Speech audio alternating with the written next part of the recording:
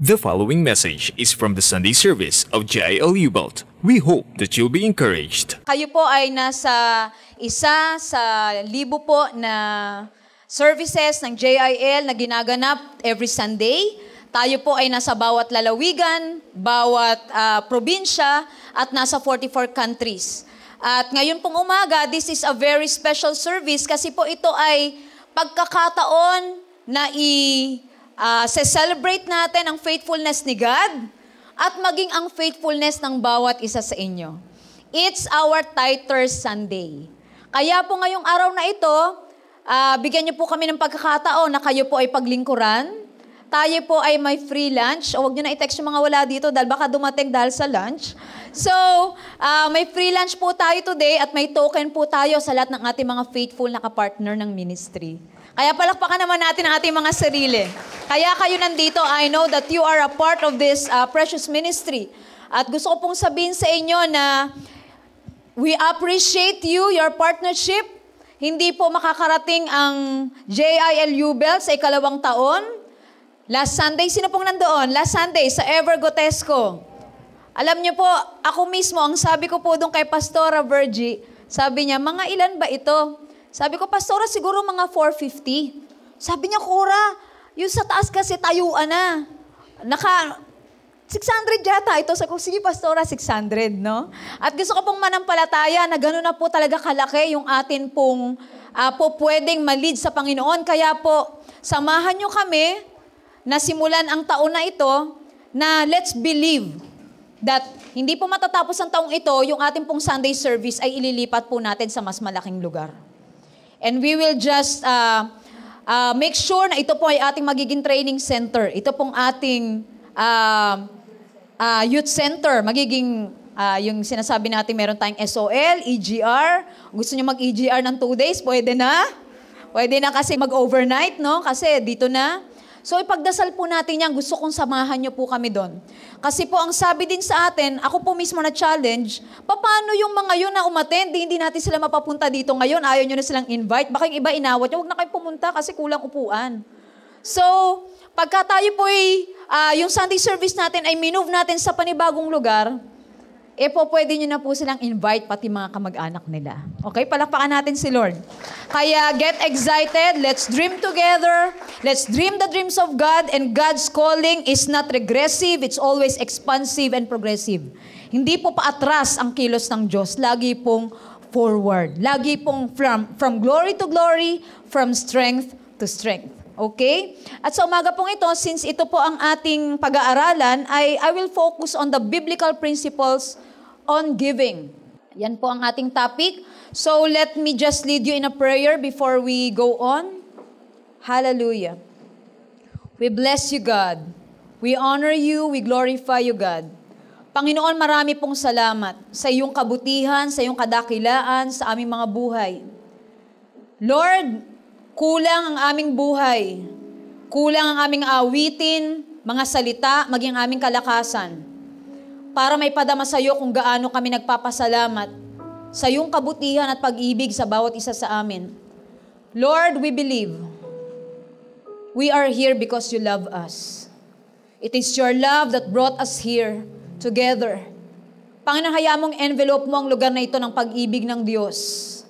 Hayaan mo ang bawat isang dumating sa lugar na ito ay dalin, Panginoon, ang kakumpletuhan ng ginawa mo sa krus ng Kalbaryo, ang pag-ibig mo, ang pagpapatawad, ang kalayaan, ang pagpapala at kagalingan, espiritual, emosyonal. God, we pray, complete what you have started in us. God, we pray, help us to love you more. Help us to love you better each day. As we continue to appreciate and see how good and how great our God is. Panginoon, hayaan mong dumating kami sa punto ng buhay naming walang bagay sa buhay namin na hindi namin pwedeng ialay sa iyo. Sapagkat kung sino at kung anong narating namin, ang lahat na yan ay dahil sa iyo. Panginoon, maluwalhati ka sa aming pag-aaral. Holy Spirit, come. Take your rightful place. Let no other message be preached but the pure word of God, the truth. God be blessed, God be honored. This is our prayer in Jesus' name. Amen and amen. Palakpakan pa natin ang Panginoon. Okay? Umpisa na po natin. Ito po ay about giving. So, sino po sa atin ang tithers na? Taas nga ang kamay ng mga may blue envelope na kagaya nito. Yan. Tithers. Alam niyo po, ang tithing ay hindi lamang po nag-umpisa sa Malakay 3:10. Actually, even before the law was given, it was practiced first by Abraham. Siya po ay nagbigay ng tenth ng kanyang kayamanan doon po sa priest na ang pangalan po ay Melchizedek. Nang pagpapakilala po sa kanya ay siya ay King of Salem. Pagdating po lalo sa time ni Moses, ito na po yung tithing under the law na mababasa naman natin sa Leviticus 27 verse 30. Sabing ganun dito, ito po yung na-require ng Lord. Sinabi po ito ni Moses para sa mga Israelita. Ang sabi nila sa Leviticus 27:30, sabi niya, all the tithe of the land, whether of the seed of the land or of the fruit of the tree, is the Lord's. It is holy unto the Lord. Pagdating naman po sa New Testament, sabi po kasi nung iba, inabolish na yan. Hindi na uso ang tithing. Pagdating sa New Testament, ano na yan, hindi na tayo under law. Pero ang sabi po sa Matthew 23:23, sabi po dito, ito po yung time na nire-rebuke po ni Jesus yung mga Pharisees. Kasi sila naman, mas pinapahalaga nila yung good work, yung kanilang pagtatize, mas pinagmamalaki nila. Sabi niyang ganun sa kanila, woe unto you, scribes and Pharisees, hypocrites, for you pay tithe of mint and anise and cumin, and have omitted the weightier matters of the law, judgment, mercy, and faith. This ought you to have, and not to leave the other undone. Sabing ganun dito po sa verse na ito, hindi naman po ina-abolish ang tithing. Pero ang sabi po ng Panginoon doon, kasama ng matapat mong pagbibigay sa Panginoon, na i-practice mo ang right judgment, yung justice, yung mercy, and faith. Hindi po siya in-abolish. Ibig lang pong sabihin, wag nating pagmalaki na, pwede ako maging unjust, kasi tither naman ako. Pwede ako magnakaw, kasi nagtatize ako kung pinakamalaki ang tithes. Kasi bangko ba naman yung kinukuhanan ko ng pera, di ako pinakamalaking tithes. Hindi yung natin pwedeng sabihin yun sa Lord. But tithing is part of our obedience to the command of God. Kasama po yan sa utos sa atin ng Panginoon. Ngayon, ano ba yung tithing? Sabi po, there is a distinct difference between tithes and offerings. They are mentioned separately throughout the Bible, even though the Lord required both to be brought to Him. Magkaiba po yung tithes and offering. Yung pong nagtitithes, yung naglalagay po doon sa blue envelope. Ang tawag po natin ay God's contract of blessing. Ito po yon. Nakalagay po ang pangalan. Ako po yung nagsimulang mag-tithes. 1999, no? 1999 po ako nag-start mag-tithes. Ang baong ko po that time ay 20 pesos per day. Ako po ay nauwi pa sa Makati. Ang school ko po ay itong UE. Tinuruan po akong mag-tithes tong akin pong discipler. Sabi ko nga nang una, yan po yung pinaka hindi ko agad sinunod. Kasi parang feeling ko, mayaman naman si Lord. Yung ba namang 2 piso ko sa isang araw, kailangan pa niya? Wala, insignificant. Pero yun po ay test po ng ating pagsunod sa command po na binigay ni God. Ang akin pong tithes number nun ay 89, ano ba yun? T-033. Dito po sa church natin, ito pa mas gusto ko to, 2010-345. O diba, nakakabata talagang mag-tithe sa Ubel. Sa Bible po, pareho po itong kinomandang God. Hindi po pwede na tithes lang, kasama rin po yung offering. At ano ang pagkakaiba nito? Tithe is the tenth of all the increase or profit that God gives you. 10%. Ito po yung sa Lord, hindi po sa atin. Sino pong naniniwala dito na lahat ng meron kayo ay galing sa Diyos? Amen?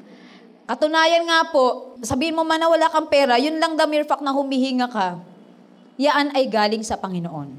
Amen? Walang nakakabili dito ng hininga, di ba? Meron din minsan yung oxygen, di ba? Pero temporary yun at ang mahal, di ba? Pero makikita natin, talagang doon pa lang sa buhay na meron tayo, makikita mo talagang sa Diyos yun galing. Sabing ganon, tithe is the tenth of all the increase or profit that God gives you. Halimbawa, baon mo, 20. Pagka maliit pa kasi madaling kwentahin, 22 pesos, di ba? Pero pag ang mga amount 20,000, 2,000, laki nun ha? Pero pag inisip mo, 10% pa rin. So lahat tayo, whether we like it or not, the mere fact na nakarating ka dito, sabihin mo man na wala ka pang work, pero yung nakakabili ka ng gamit mo, nakakapunta ka rito, ibig sabihin ang Diyos hindi nagkukulang sa'yo. Wala pa naman nakita ditong dumating na nakabahag. Kasi hindi natin papapasukan kasi maraming mga bata dito. No? Ibig sabihin, the Lord is faithful in supplying all our needs. At marapat lamang na tayo bilang nilikha niya, hindi lamang po ito act of obedience, pero act of gratitude, ang pagbibigay sa Diyos. Sabi po, you can give without loving, but you can't love without giving. Totoo po yan, di ba? Sino po dito may mga mahal na? Kung ayaw pa niyong umamin, alam niyo, blessing yan, aminin niyo yan, pagpapala yan, ang mahal yan, hindi nakakabili niyan, si Lord lang ang pwede magbigay niyan. Sabi nga ng Bible, ang house at treasure daw are inheritance from parents, mga mana natin sa magulang. Pero ang mabuting asawa, ang mabuting boyfriend at girlfriend, galing yan kay Lord. Kaya makikita natin dito, di ba? Pag mahal niyo yung tao, lahat, kahit na magtipid ka ng mga 1 linggo, basta may bigay mo yung pinakamaganda. Hindi ka nagbibigay ng mga bagay na galing na sa tabi-tabi, na pagka lumabas siya, ba yung blouse binigay mo, yung paglabas niya, may cheering competition tayo, kasali tayo, kasi pare-pareho silang damit. Kung maaari yung ibibigay mo sa kanya, unique, special, kakaiba, yung hindi niya makikita sa iba. Sa atin po, pinakita sa atin ng God, di ba, nung minahal niya tayo, at yun po ay in-knock out niya yung pagmamahal, at yun yung pagbibigay niya ng kanyang bugtong na anak. The best. Yun po ang binigay niya, ang kanyang bugtong na anak. At tayo po in response, we are being encouraged to give to God, not out of compulsion, but out of gratitude and love. Amen? Sabi nga ng Bible, hindi mo po pwedeng paglingkuran ng dalawang master. At alam niyo po ba kung sino yung isang master na binanggit sa Bible sa Matthew 6? Sabi po, Mammon and God. Ibig sabihin, whether we like it or not, nasusubok po ang ating katapatan sa Diyos, madalas po ito, pagdating po sa pera. Nakikita ko anong priority mo. Halimbawa, tsaka na lang ako magbibigay kay Lord, kasi kailangan ko talaga mabili tong Levi's eh. Gusto ko tong Levi's. Kayo po, kasi po kami sa accounting, may tinuturo po sa amin na financial stewardship. Actually, hindi sa accounting, no? Sa isa pong company na sinalihan natin dati, sabi niya, financial stewardship, ganito bang inuturo? Pag may sweldo ka raw, your income minus savings is equal to expenses. Kung alisin mo raw muna yung savings mo bago ka gumastos. Kasi daw ang nangyayari sa iba, income, minsan nga wala pa, negative na nga, may expense pa. So ano nangyayari? Utang-utang, walang katapusan. So sa atin po, putting God first means income minus short tithes and offerings, then savings, yun po yung gagastusin yung tira. Kung paano nyo po ginagawa ang equation na, kung paano nyo binabali-baliktad ang equation na yan, determines nasaan ang iyong puso. Where your treasure is, there your heart will be also. Anong priority mo? Pag nakatanggap ka ng 100, anong pumapasok sa isip mo? Maganda pong matutunan natin na may 100 ako, aalisin ko muna 10 pesos kay Lord to. Tsaka ito. Yung ganun po ba talaga tayo? Na pag dumating yung sweldo natin, pag dumating yung baon natin, anong una niyong iniisip? Maglo-load na ako agad kasi all text 25. Oh, totoo, ganun. Di ba pag nakatanggap ng pera, tatakbo agad sa tindahan. Tapos yakap-yakap mo yung poste, akin tong tindahan, tumait pa lang ako, nagde-deposit na ako dito.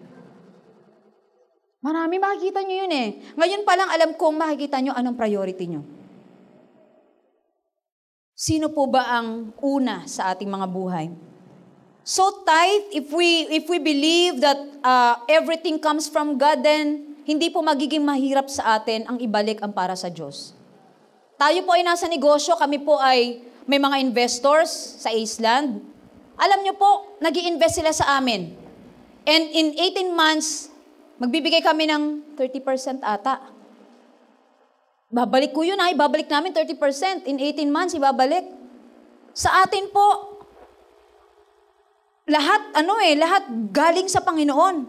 And what is 10%? Kung nakikita natin na rightful lang na yung tao, yung mga investor natin, ibalik natin yung interest sa kanila, Sa atin po kaya, hindi ba natin nakikita na right din lang naman? Biro mo, out of 100, 10 lang yung sa Lord. Medyo nag-aaway pa kayo. Nagtatalo pa, hindi Lord, ito na lang. 1% na lang, laki na eh. Meron po akong narinig na story ng isang, ng isang magpapadjakero. I think sa offering natin, ginawa na rin yun. Ginuwento na ba yun dito sa offering? O nang panahon ko pa yun? Meron pong isang padjakero. Binigyan siya ng Lord ng bike. Sabi niya, Lord, salamat. May nag-donate sa church sa kanya ng padjak. Hindi po ito di motor. Ito po ay talagang padjak, manual. Nung pong kumikita na siya ng 100 pesos, sabi niya, Lord, sa'yo galing ang bike. Ito po ang 10 piso out of the 100 na pinagpadyakan ko. Dumating po sa punto, gumaganda ang business ni Kuya, dumadami ang suki niya. Kasi po, dito siya pumaparada sa baba at kayo po yung sumasakay sa kanya. Siyempre, may nakalagay na JIL, yun ang pinipili mo tuwing sasakay. Kahit mag-intay ka ng mga 3 oras, basta baka balik lang siya, sa kanya ka sasakay. Kasi ganyan po tayo, nagtutulungan. So, sumakay ulit doon. Dumadami, naging 1,100 ng Lord.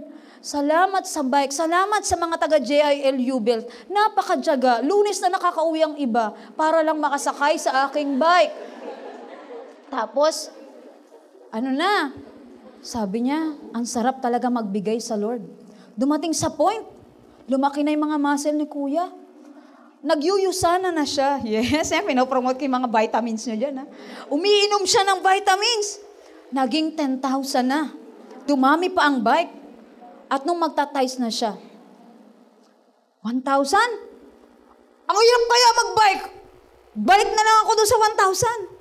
100. Pero pag inisip mo, 10% pa rin, di ba?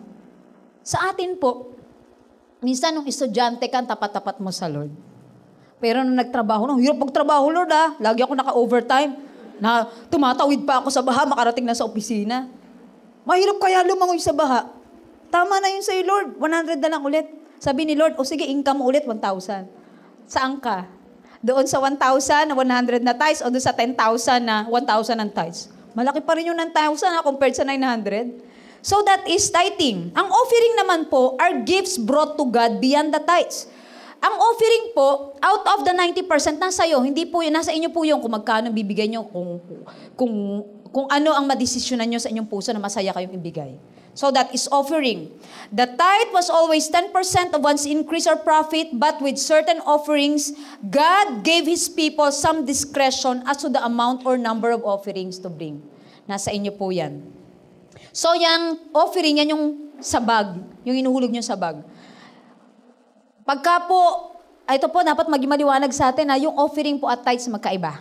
Unahin po ninyo ang tithes, yung offering po, kayo na po bahala. Yun yung nilalagay sa bag. Okay? So, why believe and practice tithing? Bakit kailangan ko maniwala dyan sa tithing? O sige, yaan na ang command ni Lord. Bago pa sa time ni Moses, sa time ng Old Testament, nandun na. So, bakit ako kailangan mag-tithe? Una pong reason, that tithe is not yours to withhold. It belongs to the Lord. Sabi nga ganun dito, the earth is the Lord's and the fullness thereof. Yan po yung binasa natin kanina, na Leviticus 27:30. A tithe of everything from the land belongs to the Lord. It is holy to the Lord. The entire tithe of the herd and flock will be holy to the Lord. Kailangan po nating ibigay kasi hindi po yun sa atin. Okay? Hindi po yun sa atin. Sabi mo sa katabi mo, ibigay natin ang tithe. Kasi hindi yun sa atin. Kaya pala ang sabi ng Lord sa Malakay 3:10, pag hindi mo binigay yung tithe mo, nagnanakaw ka. Diba? Sino dito ang gustong matag na magnanakaw? Wala, diba? So, yung hindi atin, ibigay natin, at yung 10% po na yun ay sa Lord. Walang question po doon. Di po ba? Pangalawa po, tithing is an indicator of our faithfulness. To demonstrate to God your faithfulness and commitment to His work on earth. Sabi ng 2 Chronicles 31 verse 12, then they faithfully brought in the contributions, tithes, and dedicated gifts. Ibig sabihin po, yung tithe natin is a sign of our faithfulness, katapatan, commitment sa Lord. Alam niyo po, ito po ang isa sa mga area ng buhay natin. Ito po ay part ng worship natin kay God. Amen? Sabi mo sa katabi mo, tithing, giving, is a part of our worship to God. At ako po, mabigat po ang pagtingin ko sa bagay na ito. Kasi po ang nakakaalam lamang nito, ang Diyos, ang finance po natin, at kayo. How do you worship God in the secret place? Kung ang pagsamba po natin ay napakasigasig dito, at sumasayo tayo, kumakanta, nagbubuhat ng mga gamit, nakikita po yan ng maraming tao, yung reward natin, partly nare-receive na natin. Kasi may nag-appreciate sa'yo, sister, ang sipag mo naman. Tapos ang sagot mo, glory to God talaga yan. Ang ganda naman ng boses mo, parang narinig kong bumababa si Gabriel at saka si Angel Michael. Purihin talaga ang Panginoon. Pero alam niyo po, ang giving ay isang mabigat na bagay. Because it is you and God and konting tao lang nakakaalam kung gaano kakatapat sa bagay na yan. Ang tanong ko sa'yo, tapat ka ba? Ako po gusto ko pong isipin na ang giving po ay pareho sa praying. Kasi po ang praying, ikaw lang, lalo na ang prayer. Kasi ikaw lang ang Diyos nakakaalam sa secret place.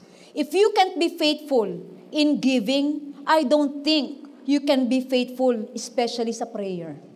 Kaya po ini-encourage ko po kayong lahat. Let us make it a goal to be faithful to God, especially in matters na hindi po hayag sa iba. Yun po para sa akin ang totoong katapatan. Madali pong maging tapat pag nakikita ka ng iba. Madali pong maging honest pag alam mong may makakaalam kung hindi ka maging honest o naka-record ka o may CCTV. Pero yung gawin mong matapat ka kahit alam mong si Lord lang nakakakita ng katapatan mo, yun po ang totoong katapatan para sa akin. Yung pong mga bagay na hindi hayag, yung mga bagay na hindi alam ng iba, kaya mong maging tapat sa Panginoon. Maaring title po tayo pero hindi po namin alam ang exact yung sweldo, nasa inyo rin po yan, katapatan pa rin. Alam mo kung anong blessing ang nare-receive mo, katapatan pa rin. How honest are you to God and to your commitment to Him? Parang ganito po yan, kung pinipili mong maging tapat sa asawa mo, nakikita ka man niya hindi, alam mo, di ba meron gano'n? Minsan naasar ko sa gano'ng mga guys. Kasama yung girlfriend pero nakatingin sa iba, pero hindi sa akin, sa katabi ko. Kay Tet actually, naasar nga ako eh. No? So, what I'm trying to say is this. Kung paano gusto mong wag ma-offend yung asawa mo, o yung girlfriend mo, o yung boyfriend mo, by trying to look at the other side na nandyan siya, sa palagay ko, masigit na kailangang mapakita natin sa Diyos ang ating katapatan. Especially in this area. Alam ko po, ako po ay, ngayon ko lang po nakita, kagabi ko actually ni-review ang list po. At nakakatuwa naman na 97 po out of our crowd are faithful tithers. At kaya po ako nananampalataya na yung mga binibilieve natin kay God, yung pinapaniwalaan natin kay Lord, ay talagang ibibigay niya. Sapagkat, alam ko pong tayo po'y nagtatanim, dahil nakikita natin ang pagtatanim natin ay magdadala ng maraming kaluluwa. Kaya po ako natutuwa. Alam niyo po bang sa October 8, sa groundbreaking po ng lupa, 170 pastors, national, international ang pupunta. At alam niyo po bang unang-unang lupa na pupuntahan? Ito pong JILU Belt na lugar. And it's just our 2nd year anniversary. Gusto ko pong mag-thank you sa inyo. Yaan po ay pagpapatunay ng Lord. May iba po ako nakitang tithes, 5 piso. Gusto kong sabihin sa'yo yung 5 piso mo, na tapat ka kay Lord, ang kapalit po ay 30 million worth ng property. Wala pa po yung lupa. Yung pa lang pong building. Kaya gusto ko po kayong pasalamatan, na kung hindi ka naging tapat, wala sanang 600 na mga taong nakarating doon po sa Ever nung Sunday.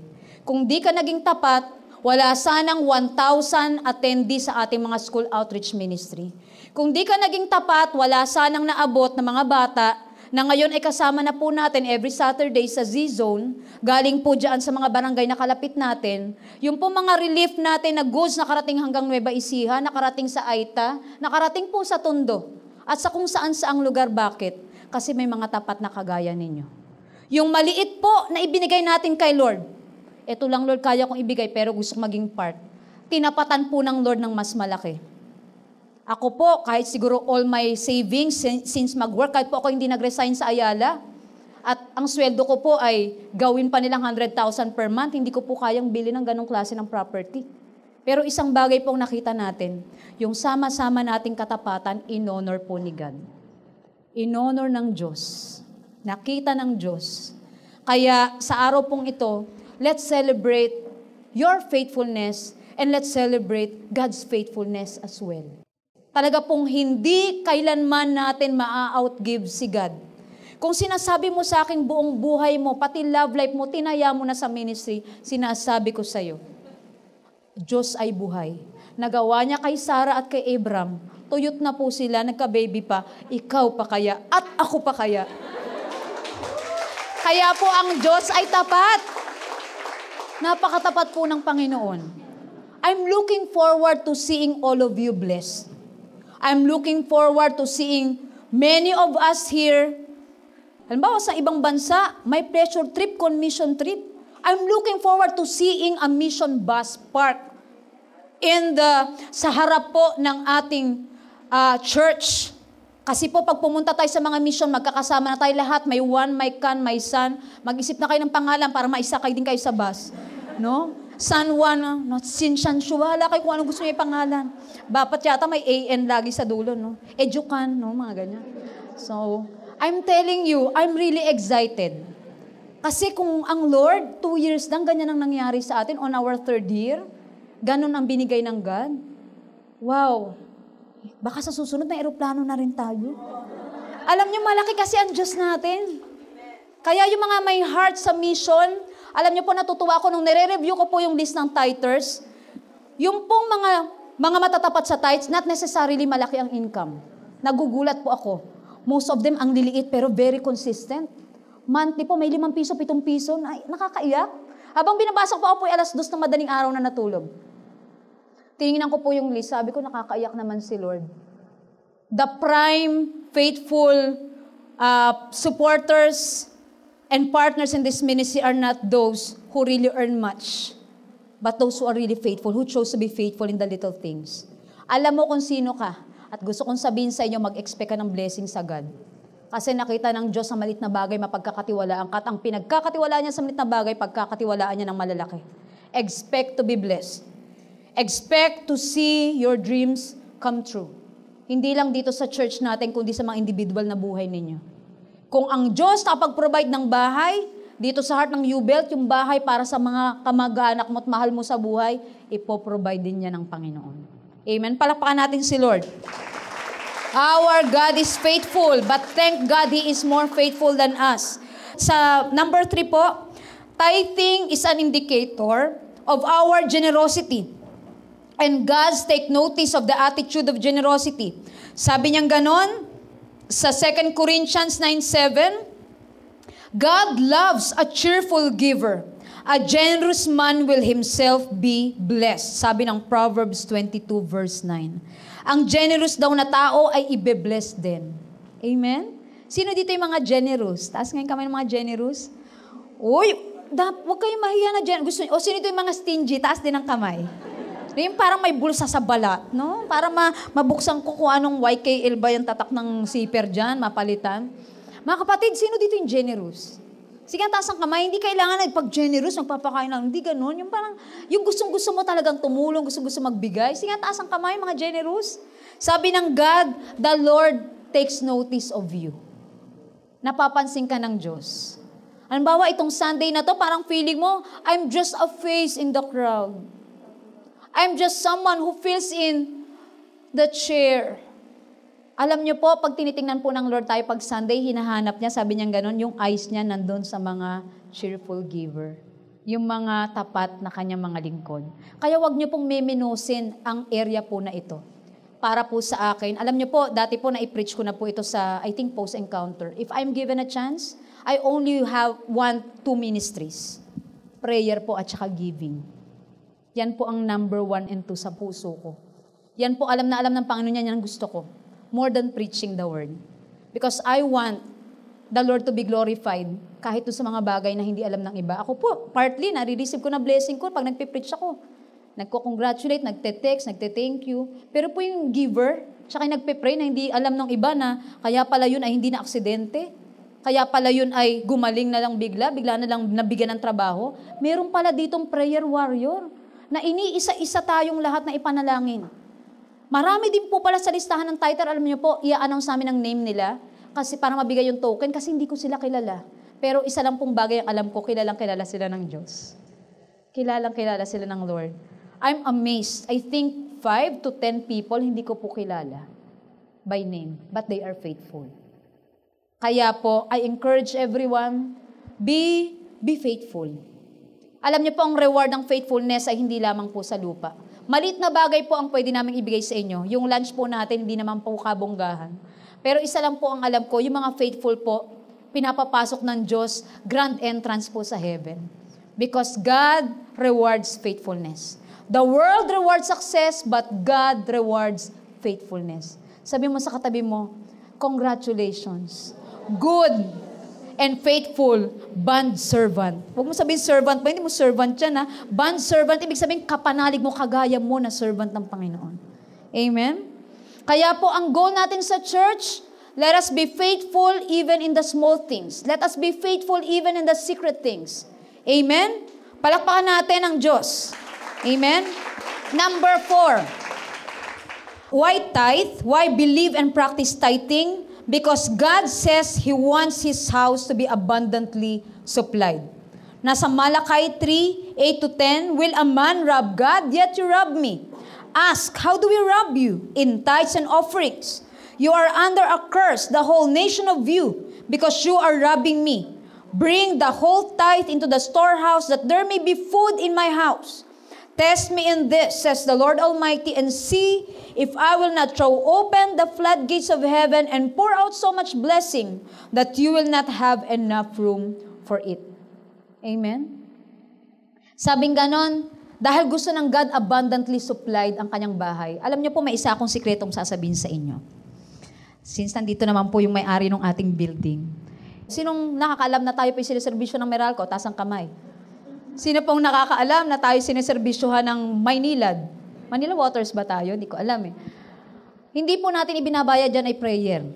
Pagdadasal ko na lang po kayo, Tita Baby. Kasi yun yung pambayad na, 50,000 po na prayer. Hindi ganun eh. Kahit sa Meralco, hindi mo pwedeng sabi sa Meralco na 24,000 worth ng prayer na marami nang hindi mag-jumper. Hindi po natin pwede ibayad yun. No? Ano po, sa Maynila, magbabayad kami. O ito, itatize ko na itong isa namin. Yan ang gawin nyo to, pero hindi po pwedeng ganun. Gusto nyo ba ganun gawin natin? Pwede rin yun. Aliping sa gigilid. No? Gusto nyo ba maging ganun? Kung pwede nga lang, ibayad tayo. No? Lalo na yung pinakamalakas kumonsumo dito, yung kumakain ng aircon. No? Talagang hindi nabubuhay na walang aircon. So, kailangan po ang house ng God abundantly supplied. Kung saan po tayo binibless ng God, ito po ay kung tinuturing po niyong tahanan ang ating simbahan, we should be part to make this really good. Diba? Na malamig, diba? Pwede naman tayo magtipid, sabihin niyo lang. No? Napaypaya na lang tayo, bibenta kami pamaypay dyan sa labas. Gusto natin convenient kayo nakikinig. So gusto natin tayo po, kung may bayanihan na tinatawag, nagtutulong-tulong tayo, hindi po magiging mabigat yung mga bagay na ating pong pangsuporta sa ating pong church. Amen? Gusto ng Panginoon well-funded ang kanyang house. Diba? Kahit sa bahay ninyo. Sino nagtatrabaho na? Taas kami naman nagtatrabaho. Diba? Alam niyo po yung magulang natin, I don't think na dinedemand naman nila tayo. Pero iba po yung magkusa kayo na kahit di kayo hinihingan, nag-aabot kayo, ang sarap ng pakiramdam ng magulang doon. May mga kilala po ako dito, yung unang-unang sweldo, as in buo, binigay sa nanay. Nakakatuwa yung ganung mga anak. Sana ganun yung maging anak ko. Tsaka sana wag lang sa una. Hanggang sa huli.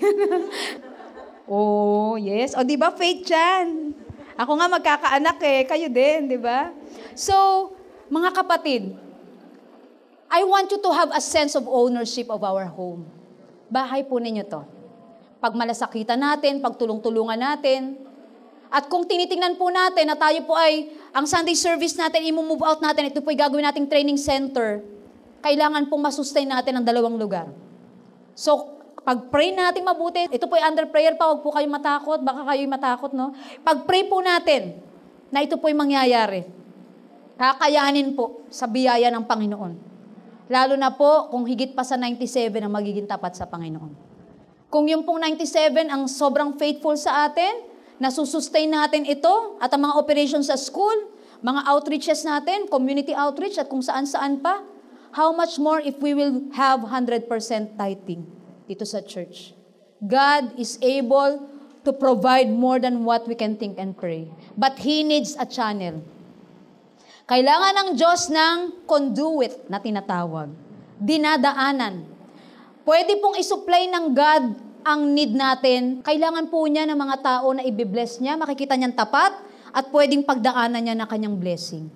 Sino po kaya yun dito sa ating church? Yung pwedeng i-bless ng Lord at gawin niyang tiga-abot para po masustain ang kanyang gawain. Hindi lang po sa church natin, kundi po sa mga outreaches pa natin. Taas nga ang kamay ng gustong maging daanan ng pagpapala ng Lord. Oh, si Eliza lang yata eh. No, masipag siya magtaas ng kamay. Sige nga, taas ang kamay ng mga faithful. O, yung CCTV, pakihanda yan. Sige, ikunan mo sila. Tapos ilista yung pangalan na. Tapos pag hindi, patayuin mo sa likod. Ayan. Okay, very good, Luther. Very good. Okay? So, panglima. Why believe and practice tithing? Because God says, if I am faithful in tithes and offerings, He will open the windows of heaven and pour me out abundant blessings. Nasa Proverbs 3:9-10, i-claim niyo po yan. Honor the Lord with thy substance and with the first fruits of all thine increase. So shall thy barns be filled with plenty, and thy presses shall burst forth with new wine. Yan po ay King James Version. So ang una, ang tithe dapat nating ibigay at i-practice. Bakit? Dahil ito ay sa Diyos. It is the Lord's, it is not ours. It is an indicator of our faithfulness. Pangatlo, it is an indicator of our generosity. Pang-apat, because God wants His house to be abundantly supplied. Panglima, because God says, I am faithful.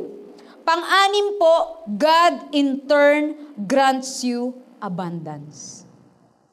Sabi ng 2 Corinthians 9:6, remember this, whoever sows sparingly will also reap sparingly, and whoever sows generously will also reap generously.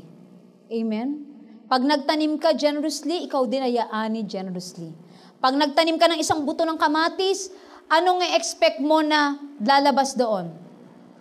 Isang puno ng kamatis. Pag nagtanim ka ng 5 buto ng kamatis, ilan ang i-expect mo? 5 puno ng kamatis. Huwag lang silang maulanan, no? Kasi baka ma-wash out sila. Hindi rin tumubo yung iba. Pero ang sabi ng God, pag tayo po ay faithful sa giving, He will rebuke the devourer, yung mga mamiminsala sa ating source of income. Number 7 po, there is a biblical principle of sowing and reaping. Connected din po yan sa 6. As we sow generously, we shall also reap generously, naturally, and spiritually. Ang blessing po ng God hindi lamang pinansyal. Ang blessing niya spiritual. Ang blessing din po niya protection sa inyong mahal sa buhay. Maaring ang income mo hindi gaanong malaki. Faithful ka pero wala namang nagkakasakit. Alam niyo po na experience ko yan. Na talagang buong 1 taon wala kang sakit. Yung lahat nag-uubuhan na, parang nasa gitna ka, nag-uubuhan sila ng sabay-sabay, chorus pa sila. Pero hindi ka tinatablan. Kami po blessed, kasi po ako po na-experience ko talaga. Yung pong community namin, kahit po yung mga client ko po sa probinsya, sabing gano'n, nakakatakot pala dyan sa Maynila. Ang lalalim ng baha. Sa inyo, bumabaha. Sa amin, bumabaha naman ng bala. Mga taga-Sultan Kudarat po. Mga kliyente ko po, karamihan nasa Mindanao. Yung mga hard areas po doon. Sabi daw nila, nag-worry sila. Tawag sila ng tawag kasi baka daw yung mga products na in-order nila, nalubog daw sa baha. Yun ang iniisip nila, nakalubog kami sa baha. Nalunod na ako. Siguro ganun yung iniisip nila. Kasi talaga pag nakita mo sa TV, di ba, maladagat. Pero alam niyo po, not once. Na kahit po ganyang kalaking baha, sa tapat po ng bahay, hindi po talaga nangyari. Nag-ondoy na po. Ako po yung nabaha kasi po kami ay nagcha-child feeding nun sa Abad Santos. Naranasan ko po maglakad sa baha ng ondoy. Pero po, yung dun mismo sa place po namin, pati po doon sa simbahan na talagang tanaw na tanaw mula sa amin, hanggang bewang po ang baha. Pati po yung highway ng Quirino, yung nagtahan, ang taas po ng baha kasi dyan ako naglakad sa gitna ng flower box. Kasi po malulubog talaga ako ng malalim na malalim kung doon ako sa baba, so sa taas. Pinagpipray ko nung Lord, wala naman sana mag-trip na kunan pa ako ng camera dito habang naglalak. Yung bumabaliktad pa yung payong mo, tapos ginaganon mo, tapos basang-basa likod mo, tapos yagit na yagit talaga ako doon sa gitna. Pero nagulat po talaga ako pagdating ko sa community namin, wala talaga kahit kapirasong baha. Nakaparada yung mga trailer ng mga gas ng Caltex, ng Petron at saka ng Shell. Kasi ultimo sila, hindi makatakbo, ganun kalalim ng Ondoy. Ito pong gusto kong sabihin sa atin. Your obedience to God's command is your protection. Ang covenant ng Lord hindi lang sa inyo, kundi sa mga mahal niyo sa buhay. Last time po, nagte-text kami ni Karen, at nasabi niya nga po, parang lunchtime, pinagpe-pray niya yung kapatid niya magkaroon ng work. Kasi matagal na siyang nagpe-pray ng trabaho. Pero ang Lord nagbukas ng pinto. At nakakatuwa siya, hindi lang local job international job ang binuksan ng Panginoon. Sa atin po dito, marami sa inyo, mga mahal nyo sa buhay, magugulat kayo, biglang nagkatrabaho, biglang na-promote. Alam nyo po, gusto kong sabihin sa inyo, yan po ay kasama sa covenant ng Lord, na pati ang pamilya nyo, iingatan, pagpapalain ng Panginoon pag nakita ng Diyos ang kanyang katapatan. Iba po magpala ang Lord. Ako po, gusto ko pong maniwala, there was a point in my life na sabi ko, Lord, nagpipreach ako ng gospel, kasi po ako estudyante pa lang na born again. Pero po pagdating sa mga kamag-anak ko, nahihirapan po ako mag-share. Una po sa lahat, hindi pa po ako graduate. Marami po sa kanila talagang mga aral at saka talagang mayayaman. At tuwi na lamang po kami mag-gather, lagi po ako nagpe-persecute. At dumating po ako sa punta ng buhay ko na, God, sabi ko gusto ko po sa anumang paraan yung mga mahal ko sa buhay, ma-sharean po sila. Sunod-sunod pong naging answer ng God. May time po, may pinsan ako, nagulat ako na born again. Alam niyo po kung paano siya na born again? Nag-aaral po siya dyan sa Arellano ng nursing at nakasabit po siya sa jeep. Habang nakasabit sa jeep po, may nag-share na born again po yung pinsan ko. Yung akin pong kapatid, na talaga pong medyo nahirapan akong sharean, alam niyo po, nakakatuwa ang Panginoon dahil may ginamit ulit ang Panginoon para siya makakilala. Pero sa ibang bansa po siya mas lalong ginamit ng Panginoon. Dati po, kung ako po'y pine-persecute, dumating po sa point ng buhay namin, na tuwi pong reunion, ako na po ang nagpe-pray sa amin. At ito pong, unang-una ko pong full-length teaching sa kamag-anak po, na may funeral service. Kasi po yun po yung first time na nakapag-preach ako ng talagang diretso. Na full-length sa funeral service, sabi nila, ganyan ka na pala mag-preach. Nakaka-bless po ang Lord. At majority po ng aming mga kamag-anak, lalo na po sa side ng aking mother. Nung pong namatay ang mother ko, 7 araw po siyang nakaburol, 7 araw pong may service, at majority mula po sa pinakamatanda hanggang pinakabata, nakarinig po ng salita ng Panginoon. At ang father ko po, di ba hiwalay po ang aking mother and father? 13 years po kami din nakita. Alam niyo po bang, nung magkita kami, ginamit po ng Diyos sa isang pastora para hanapin po ako sa FB. Kasi po, maging ang tatay ko po, ay born again na rin siya. He used somebody to share the gospel to him. Ano pong gusto kong sabihin? Wala po kayong ginagawang sacrifice. Paglilingkod, tinatanim na oras, pagmamahal, salapi, maliit malaki yan, na mawawala ng kabuluhan. Isang bagay lang po na patunayan ko, hindi natin talaga pwedeng lampasan ang katapatan ng Panginoon. Decide and resolve in your heart. Ano man ang maging estado mo sa buhay, sumadsad man ang income mo, umangat ka man, I pray hindi magbago ang kondisyon ng puso mo. At ang desisyon ng puso mo na maging tapat sa Diyos. Kasi po, hindi kailanman nagbebetray ang God sa kanyang covenant sa ating lahat. It's my prayer that as He looks at us as a church and as individuals, may He see faithful hearts. It is not just about giving. It is about giving our all to God. In the first place, His command is this: we love Him with all of our hearts, with all of our souls, with all of our strength, with all of our minds, with our entire being. That is the first command. And that sums it all. If you love God, then there's nothing that we can't give to Him, not even our lives. Yung buhay natin mismo. Sa atin, perong bagay sa buhay ninyo na hinahanap ng Lord, hindi naman yung binibigay nating sakripisyo. Ang hinahanap ng Lord, itong puso natin. Ano yung kalagayan niyan pag naglilingkod ka? Pag nagbibigay, anong nasa puso na yan? Yun ang mas importante sa Panginoon. Gusto ko po kayong i-challenge.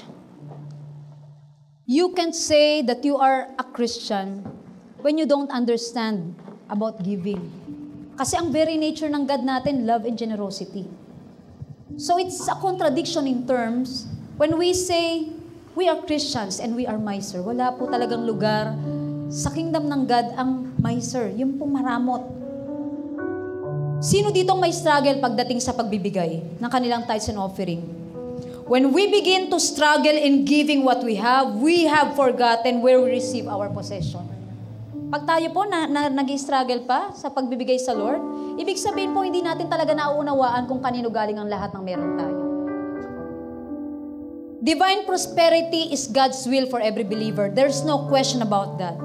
In the first place, He died on the cross of Calvary not just to save us from the eternal hell, but He came also so that He who is rich was made poor, so that we can be enriched. We can be rich in God.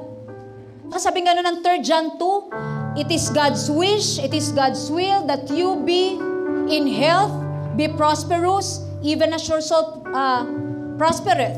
Lahat, gusto ng God, lahat ng area ng buhay nyo, matouch niya.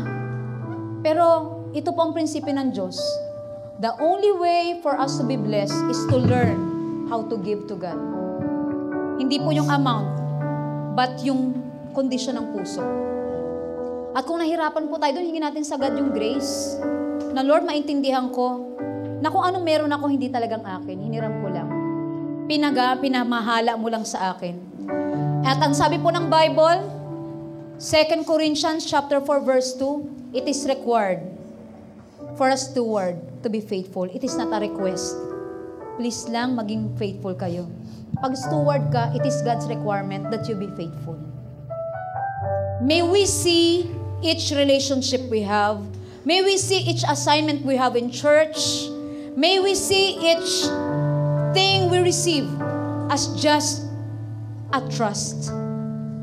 And may we be found faithful in what's entrusted to us. Faithfulness matters. Kung gusto nating makita tayo ng Diyos, kung gusto nating makuha ang attention ng God, then be faithful. Hindi po pwedeng pagkatiwalaan ng Diyos ang taong hindi tapat. Breakthrough only comes to those who understands faithfulness.